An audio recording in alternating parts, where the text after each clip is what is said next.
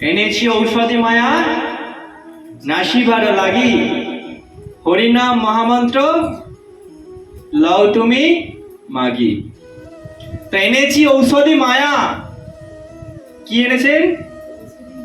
ঔষধি মায়া নাশিবার লাগি। মানে আমাদের দেখুন, সব জিনিসের নেশা কাটানো হয়। আমরা মাতাল হয়ে গেলে তাদের সঙ্গে সঙ্গে একটা নেশা কাটানোর ঔষধ আছে। কি বলুন তো? লেবু। লেবু নাকের সামনে রাখলে, শুনেছি এটা, যেটা ট্রাই করিনি, তো নাকের সামনে রাখলে নাকি নেশা কেটে যায় সঙ্গে সঙ্গে। বা এমন কিছু ট্যাবলেট আছে সঙ্গে সঙ্গে খাইয়ে দিলে বা ইঞ্জেকশনের মাধ্যমে যদি পুশ করা যায়, সঙ্গে সঙ্গে কি হয়ে যায়? চাঙ্গা হয়ে যায়। হ্যাঁ কি না বলুন? সব জিনিসের নেশা কাটানোর ঔষধ আছে। যেমন ছানা কাটানোর ঔষধ আছে না? হ্যাঁ, পাউডার দিলে কি ছানা কেটে যাচ্ছে, সেরকম নেশা কাটানোর ঔষধ আছে। কি সেটা? হরিনাম মহামন্ত্র। হ্যাঁ, এনেছি ঔষধি মায়া নাসিবার লাগি, হরিনাম মহামন্ত্র লও তুমি মাগি। তো মহাপ্রভু এনেছে ঔষধি মায়া কোথা থেকে? শ্রী গোলক বৃন্দাবন থেকে। সহজে পাওয়া যায় না এই ঔষধ। টাকা দিলে আপনি অনেক কিছু ঔষধ পেয়ে যাবেন। এখন ফ্লিপকার্ট, অ্যামাজন, মিশো, এরকম অনেক কিছু কোম্পানি আছে। এসো টেসো অনেক কিছু কোম্পানি আছে, বাড়িতে সব কিছু পৌঁছে দেবে ঔষধ। কিন্তু এই ঔষধ কিন্তু আনতে পারে না সবাই, যদি না শ্রী চৈতন্য মহাপ্রভু আনতেন, তাই কি না? এই মহাপ্রভুর এই ঔষধ একবার খেলে কেউ ভোলে না। কিন্তু পৃথিবীতে সবকিছু ডুপ্লিকেট আছে, ঔষধেরও ডুপ্লিকেট। আর তার মধ্যে আমাদের ওয়েস্ট বেঙ্গল মনে হয় ডুপ্লিকেটে ফার্স্ট। হ্যাঁ, ওষুধের ডুপ্লিকেট করতে পারে সব থেকে ওয়েস্ট বেঙ্গল বেশি। সবকিছু ডুপ্লিকেট পাওয়া যায়। হরিনামেরও কিন্তু ডুপ্লিকেট আছে। হরিনামটা কে গাইছে এটাও খুব ইম্পর্টেন্ট।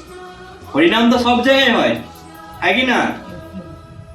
দুধ তো সব জায়গায় বেচা হয়, আর গরুর দুধ আর যে বাজারে যে কেনা প্যাকেট দুধ, তার মধ্যে তফাৎ আছে তো? কি মায়ের তফাৎ আছে তো?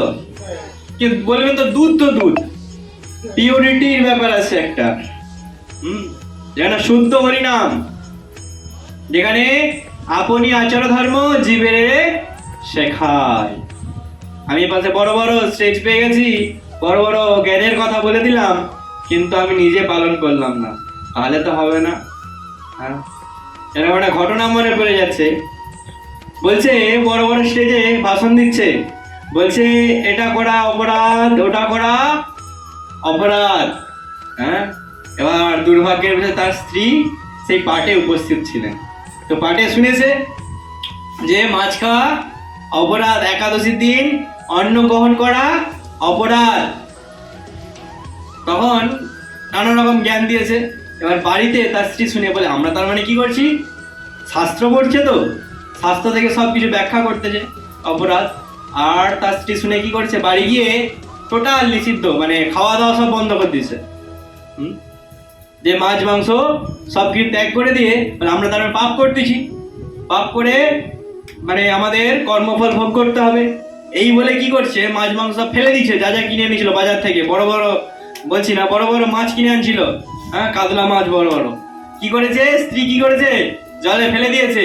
আর কি করছে? নিরামিষ রান্না করেছে, করে তার কাজকর্ম সেরে আসছে, পাটটাট দিয়ে আসছে, এবার খেতে বসবে। সেই সময় নিরামিষ খাবার দেওয়া হয়েছে। কি খাবার? নিরামিষ। হ্যাঁ, নিরামিষ খাবার দেওয়া হয়েছে, শাক সবজি এসব। তখন সেই পাঠক, মানে যিনি পাঠ দিচ্ছিলেন, তিনি বলছে, এই তুমি করছো কি? আরে নিরামিষ খাবার দিয়েছো, আমি খেতে পারবো? বলে, কেন খেতে পারবে না তুমি? কেন খেতে পারবে না? তুমি তো পাঠে বলছিলে। বলছে, আমাদের শক্তি পাবো কোথা থেকে? আমি এত ইনকাম করে আনতেছি, হ্যাঁ, এত জায়গায় বড় বড় ক্লাস দিচ্ছি, পাঠ দিচ্ছি, তার বিনিময়ে 2 লাখ 3 লাখ 4 লাখ টাকা নিচ্ছি। হ্যাঁ, আমার কি একটা ক্ষমতা নেই? ওটা ওদের জন্য, ওটা পাঠে বলতে হয়।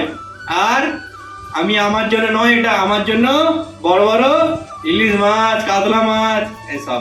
তাহলে কি হবে? আপনি আচার ধর্ম, মহাপ্রভু কি বলেছেন? আপনি আচার ধর্ম জীবেরে শেখায়।